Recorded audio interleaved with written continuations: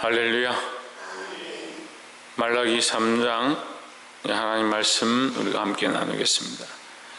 말라기 3장은 11조에 대한 말씀으로 많이 사용하는 귀한 말씀인데 11조에 대한 논쟁들이 아직도 많이 있고, 특별히 시대가 악해질수록 하나님 앞에 드리는 것들을 기뻐하지 아니하는 그런 모양들이 있습니다.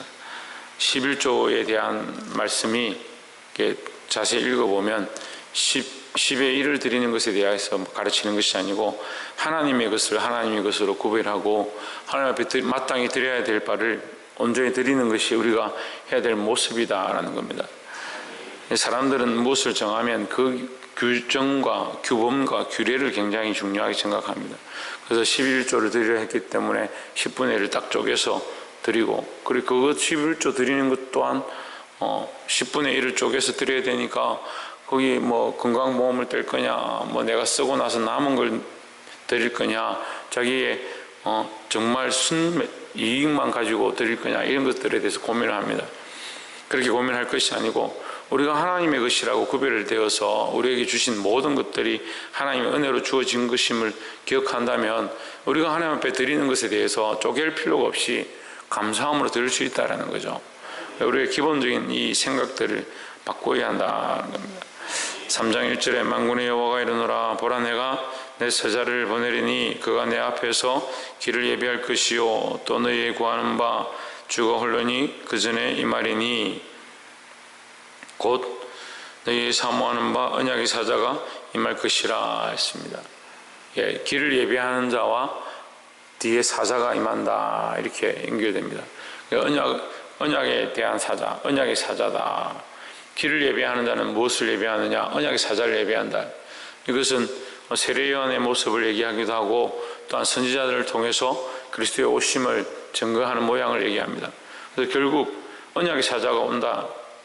언약은 여러분 이 거룩하고 좋은 것입니다. 우리에게 축복의 것이죠.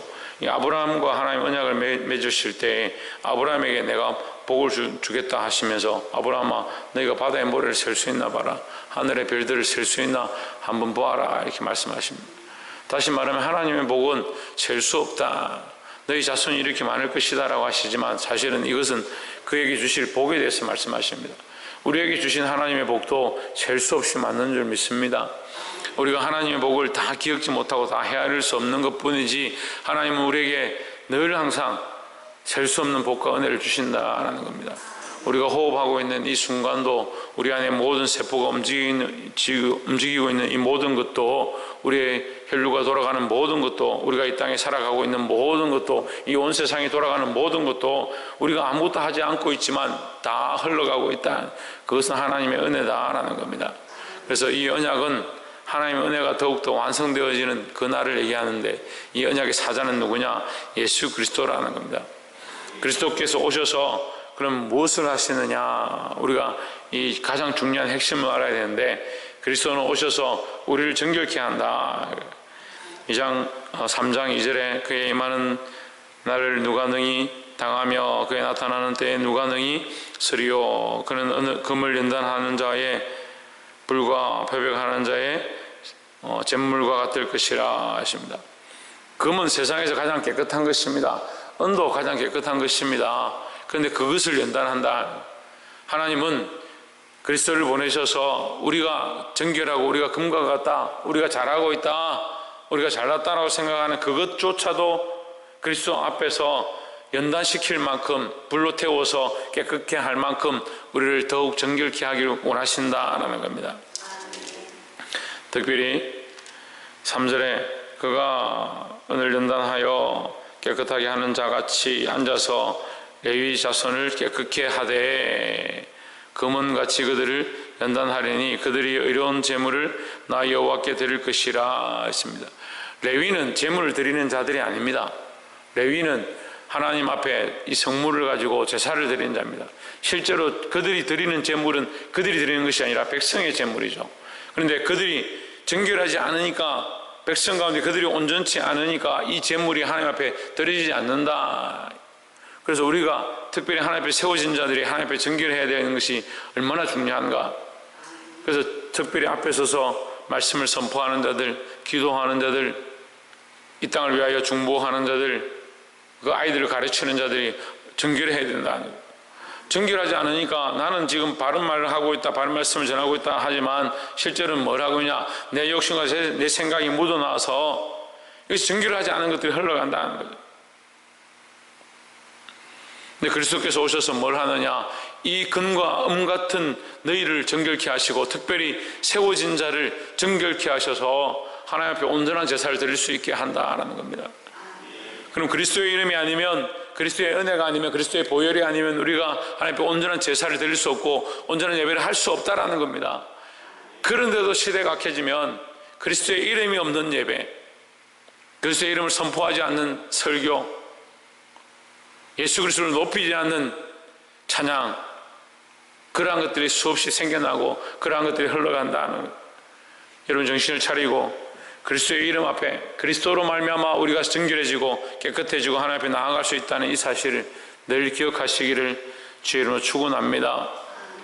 두 번째로 7절에 만군의 여호와가 이르노라 너희 열조의 날로부터 너희가 나의 길을 떠나 지키지 아니하였도다. 그런즉 내게로 돌아오라. 그리하면 나도 너희에게로 돌아가리라 하였더니 너희가 이르기를 우리가 어떻게 하여야 돌아가리까 했습니다. 하나님께서 돌아와라, 돌아오면 내가 너희에게 축복할 것이다, 돌아와라 하니까 우리가 어떻게 하여 돌아가겠습니까? 너희가 돌아오면 내가 너희에게 돌아갈 것이다. 그럼 우리가 어떻게 돌아가야 합니까? 순서를 얘기하죠. 우리가 돌아가야 하나님 돌아오신다. 그러면 자, 하나님 우리를 떠나셨느냐? 이거 성경이 상충됩니다. 하나님 우리를 떠나셨느냐? 하나님 온 세상에 충만하신데 나에게만 없느냐? 이렇게 되는 거죠. 그렇지 않습니까? 하나님 온 세상에 충만하십니다. 우리 안에도 충만하십니다. 그런데 문제는 뭡니까? 우리가 하나님을 인정하지 않는 겁니다. 하나님 우리에게 충만하셔도 우리가 하나님을 인정하지 않고 하나님 우리가 함께 하신 것을 기억지 않는 겁니다. 생각지 않습니다. 그걸 계속 어떻게 합니까? 내가 하고 싶은 대로 선택하고 내가 결정하고 하나님을 완전히 무시합니다. 그렇게 하면서 내가 언제 하나님을 무시했습니까? 우리가 언제 하나님을 잊어버렸습니까? 하나님이 우리를 잊으신 게 아니라 우리가 하나님을 잊어버렸습니다. 하나님 우리에게 말씀하십니다. 돌아오라 합니다. 우리가 돌아가면, 우리가 하나님을 찾기 시작하면, 우리가 하나님을 인정하기 시작하면 하나님 우리를 인정하시고 우리에게 역사하시고 우리에게 말씀하신다라는 겁니다. 이 하나님의 음성을 들으시고 하나님께로 돌아가기를 주의 이름으로 축원합니다. 그런데 이 백성들이 뭐라 하냐? 우리가 어떻게 하여야 돌아가니까 했습니다. 그 하나님을 떠나서 자기 마음대로 살아왔던 인생들이 하나님께 돌아가기 참 힘듭니다. 하나님을 다시 찾기 힘들고 하나님과 회복하기가 힘듭니다. 그것이 우리에게 너무 섭성이 되어서 하나님의 음성을 듣는 것보다 하나님 뜻 앞에 복종하는 것보다 내 뜻대로 살아가는데 너무 몸이, 우리의 마음이, 우리의 생각들이 고정되어 있습니다. 어렵지만 이것들을 날마다 훈련해야 될 줄 믿습니다. 8절에 사람이 어찌 하나님의 것을 도둑질 하겠느냐? 그러나 너는 나의 것을 도둑질 하고도 말하기를 우리가 어떻게 주의 것을 도둑질 하였나이까 하도다. 이는 곧 11조와 헌물이라 했습니다. 11조 헌물은요, 제가 아까도 말씀드렸는데 최소한입니다. 최소한입니다. 하나님의 것을 도둑질 하고도 할 때에 이 도둑질은 뭐냐면 너희를 내가 만들었고 너희와 내가 언약했고 너희를 내가 정결케 하기 원한다. 그러면 주신 이도 여호와시고 정결케 하신 이도 여호와시고 기회를 주시는 것도 여호와시고 십자가의 은혜로 구원을 얻게 하신 것도 하나님이신데 우리가 생각하기를 뭐라고 생각하냐? 다 내 인생이고 그래도 내가 사람들이 보고 민망하고 어쨌든 할 건 해야 되니까 10분의 1 때 하나님 드리겠다. 이게 동냥하냐는 거예요. 구원하냐? 하나님 구원하시냐고. 하나님 뭐 배가 고파서 우리에게 구원하셔서 먹고 사느냐? 세상 귀신들, 세상 사람들이 섬길 때 그렇게 하죠. 제사 드리고 자기들 잔치하고 남은 음식 떼가지고 문 앞에 갖다 놓고 하나님은 그런 식으로 섬기는 겁니다. 실존하시는 하나님, 영존하시는 하나님, 그 권능의 하나님을 생각지 않고 그냥 뭐 우리가 조금 떼가지고 드리면 되지 11조를 그렇게 생각하는 겁니다.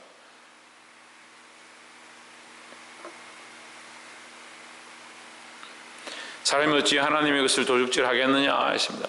그래서 이 도둑질을 자꾸 11조와 연관시켜서 교회가 자꾸 그렇게 가르치는 것도 잘못됐습니다. 11조를 떼먹으면 도둑질 하는 것이다, 그렇게 가르치는 것이 잘못됐습니다. 철저하게 잘못됐습니다. 도둑질은 모든 것이 하나님의 것인데 하나님의 것을 인정하지 않는 것이 도둑질입니다. 우리가 하나님의 자리를 도둑질합니다. 하나님의 권위를 도둑질합니다. 하나님 살아계심을 도둑질합니다.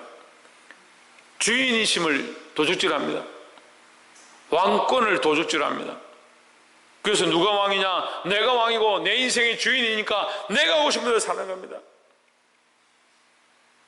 그렇게 하면서 조금 하나님 쪼개서 드렸으니까 내가 11조를 했고 내가 할 걸 다 했다라고 생각합니다. 착각도 심각한 착각입니다.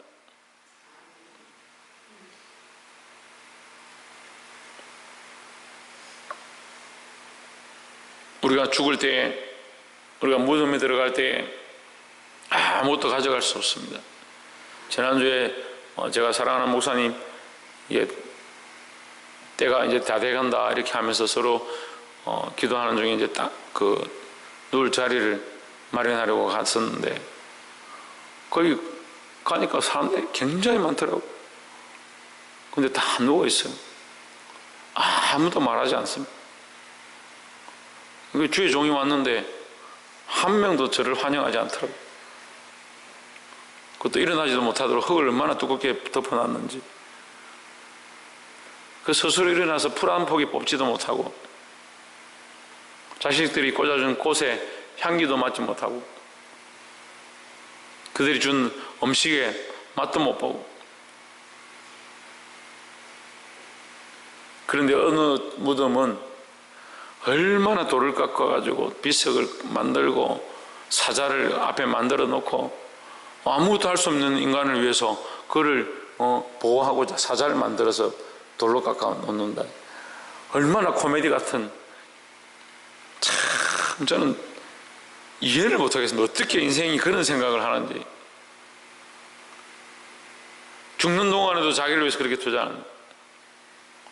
근데 물 한 모금 먹을 수 없는 존재, 풀 하나 뽑을 수 없는 존재, 공수래 공수고 아무것도 잡지 아니하고 지지 아니하고 왔다가 돌아갈 때 아무것도 잡을 수 없이 그냥 돌아가는 그런 인생이 평생 살면서 하나님이 주셨다는 생각은 눈꼽만큼도 하지 않고 하나님의 주권은 전혀 인정하지 않고 심지어는 자기 생각 감정조차도 자기 것이라 생각하는. 여러분 죄송한 말씀인데 시대가 악해지면요 감정에 따라 삽니다. 감정에 자기 기분대로. 이거 심각한 병이에요. 자기 기분이 안 좋으면요 말씀 들리지도 않고 기분이 안 좋으면 자기 마음대로 살고, 기분이 좋으면 막 남들한테 잘해주고 하고 싶은 거 다 한다. 그런 사람들의 큰 오류가 뭐냐? 자기가 주인이에요. 자기가 주인.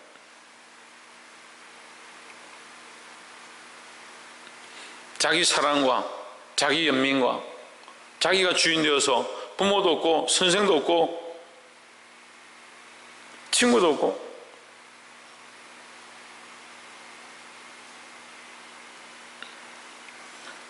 사랑하는 성도 여러분, 이 11조와 헌물에 대해서 말씀하시는데 이 말씀의 핵심은 11조와 헌물이 아니라 너희가 하나님께로 돌아오는 것이다 했습니다.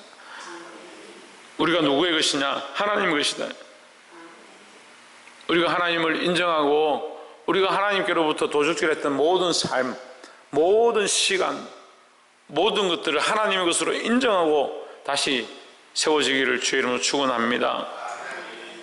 마지막 세 번째로 16절에 그때 여호와를 경외하는 자들이 피차에 말하매 여호와께서 그것을 분명히 들으시고 여호와를 경외하는 자와 그 이름을 존중히 생각하는 자를 위하여 여호와 앞에 있는 기념책에 기록하셨느니라 했습니다. 하나님이 기념책에 하나님께서 기록해 놓은 그 기념책에 그들의 이름을 기록할 것이다. 17절에 만군의 여호와가 이르노라 내가 나의 정한 날에 그들을 나의 특별한 소유를 삼을 것이요 또 사람이 자기를 섬기는 아들을 아낌같이 내가 그들을 아끼리니 했습니다.